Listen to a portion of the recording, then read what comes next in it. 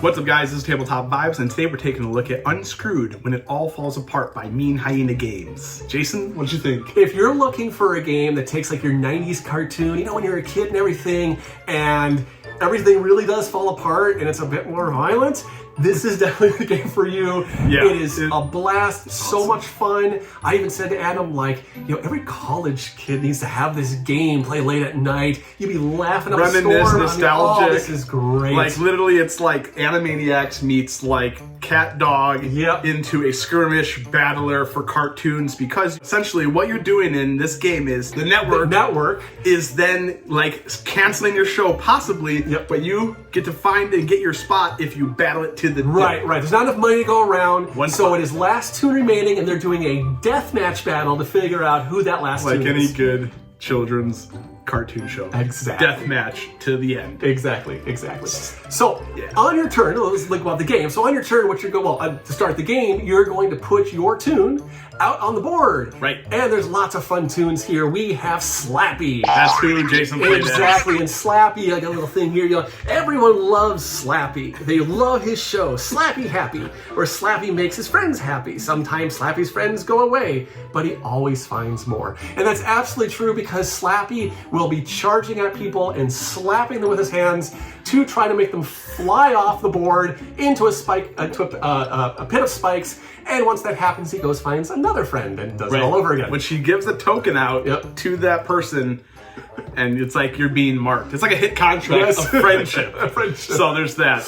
I played as Moe Skeeto. He's got anger problems, okay? Living in a can with his overprotective ma isn't helping. Tune in to Buzz Off to watch Moe deal with middle-aged, unfulfilled dreams. His misbehaving pet, Flytrap, Chompy. How could life get any worse? And so I played as Moe Skeeto, and I actually beat Jason by oil slicking him right off the map. Right, he's got a giant fly swatter. Yeah, my mom's fly swatter. Right, and slaps me and I fly off the edge. So those are the two. The three other ones, you have Dr. Piddles. Poodle. He's a poodle, and basically he is trying to fulfill his master plan, and as he does it, he gets faster and faster. He has to go to various pre-marked locations. If he's able to do that, if there's people on the board, he wins the game. You have Fraidy, and mainly he wants to keep away from people. Yeah, he's a scaredy cat. Yeah, and he wants to stay away from people. He gets basically immunity for all intents and purposes if he can keep away from people. So he's just trying to let the environment destroy everybody. Everybody else knock each other out. He's just going to be in the corner. Right. And then we got the Mad Cow. That's right. So the Mad Cow, he is just pure madness. Basically, he's getting tokens and using those to have random effects get thrown across the board, and he gets them if he survives. Yes. Strong word. Yes, if he survives, then he gets a token. So there you go. There's his incentive. Just live. Right.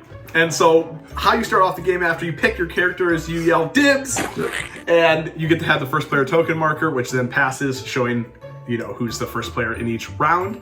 And then you put your person out on the map, making sure you realize and understand that the map will get smaller and smaller. And if you are on a space where that map gets smaller, the floor falls out from under you, and you have lava or crocodiles or spikes, and it's just so great, like the cartoon aspect. You have anvils; they can drop on you on certain maps. The other cool part is there's a bunch of different map boards that you can play on. Some have fans that push and pull things.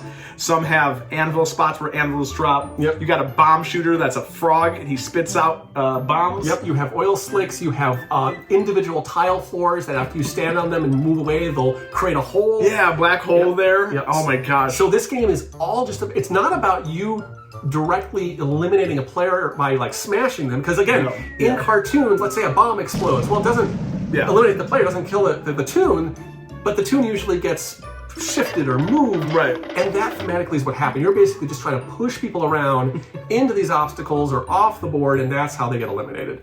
And so in the first game, there's cards to be able to be removed. We played a couple games and we put the cards back in, which are awesome once you get it down. This is great. Quirk cards.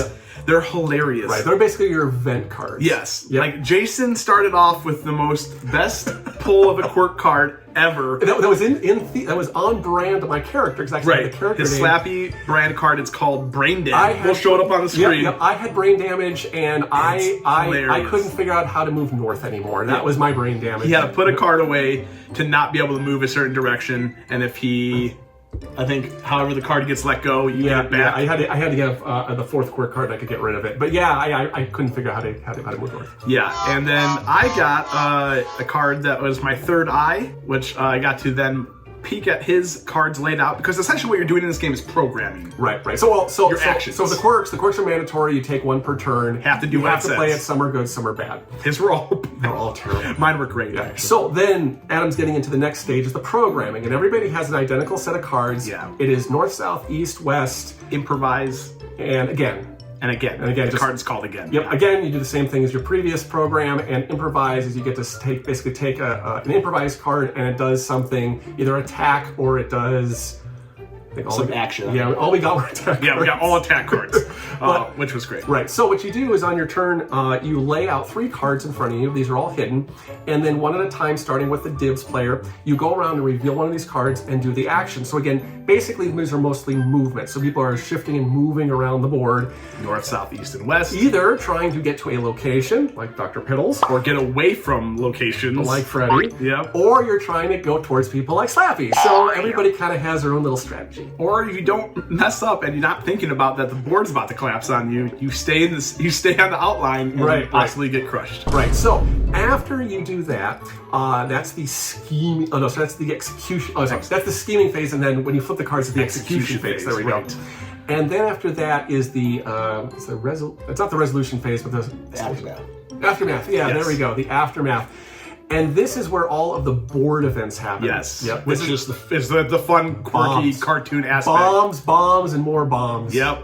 So the bombs get pushed around each other, or they explode if you're close enough to it, Yep. and then it pushes you out. And if you push that thing out, and it's all chain reactions Right. that could literally sled you right off the board, which would then end your And that's the thing. cartoon career. And with this game, there's a programming aspect, but there's also RNG, as you can kind of see from what we're talking about here. A lot of things you can't control because Exactly. you're a cartoon character. Exactly. And you're loony. Exactly. So, but if you do get knocked out, one nice thing about this game is if the Dibs token gets back to you, you respawn. Yep. Which is really nice because you're not like, well, I got eliminated in the first round and now I have to sit here for the whole game. Right. You have a chance to come back. And or you can, there's cards that actually benefit you to do such things, to like get eliminated, to try to come back, and like it could be a whole entire strategy if you want to make it. It could go sideways, but Right. So you're gonna. Oh, and then at the end of your turn, then the floor falls out. Yes. You know, and so you'll you put another layer on the board, which then makes the parameters closer, which means you all can't run away, and you cannot not fight, and you cannot not be away from that bomb that's going to go off. Right. And then afterwards, you pull up your cards, you pass the Dibs token, and then you do another round, and now everybody's a little closer. Yep. A little more dangerous. So, Living life on the edge. Yes. And so, yeah, it's just a crazy, crazy time of chaos. It's so much fun. The characters, you really feel it. I mean, I was visualizing that my guy had like a smoker voice. Let's go! You know, like, anyways, that'll be in the video. And I was thinking, like, my guy was almost like a Woody Woodpecker, and he's just running around it. Exactly. I'm happy. You're my friend. Let me slap you. Yeah. And like, when you're handing that you're my friend token, it doesn't feel like friendship. It's got And blood that's on it. blood on it. I love it. We'll show it up on the screen as well. But yeah, it's just so much fun. It's quirky, wacky. There is a lot of good strategy on it because you're trying to like not die, right? But you also want to get in there and mix it up with your other cartoonists. Exactly. I mean, this game, it really does feel there's a lot of uniqueness to this. I so hope that this eventually does. We're going to do. They're doing Kickstarter on this. It's coming out soon. But I really do hope it gets to retail. July 30th. Yes, this would be great as a retail game. I hope they get there. People, I mean, again, this is just like friends, family, probably a little bit older kids, but hey. They don't know what they don't know. And they're just having a fun time pushing each other off around the map.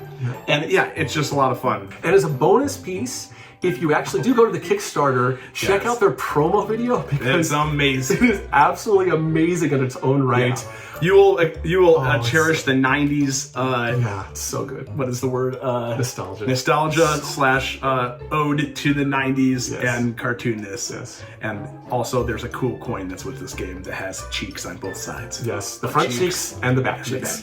It's awesome. And so let us know what your favorite cartoon character is growing up. And Jason, what was yours? Put you on the spot. Oh my goodness. So I actually really liked not so much a character, but I liked the Reboot series. That's kind of an older and obscure one, but that was the series I liked. It was called Reboot? It was called Reboot, yeah. Interesting. Yeah. I liked Taz, the Tasmanian Devil. I just liked because he destroys things and all the time. That's my favorite. So let us know, like, subscribe, and comment. Again, your favorite cartoon animal character. Could be an animal. And we're Tabletop Vibes. As always, thanks for watching. And don't forget to check out Unscrewed. It all falls apart.